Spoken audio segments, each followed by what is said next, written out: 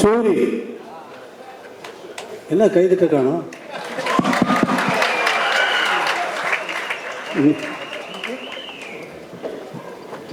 நீ கூப்பிட்டு வந்த ஆட்கள்லாம் தட்டுற சரியா வேலை செய்யல பத்தியா?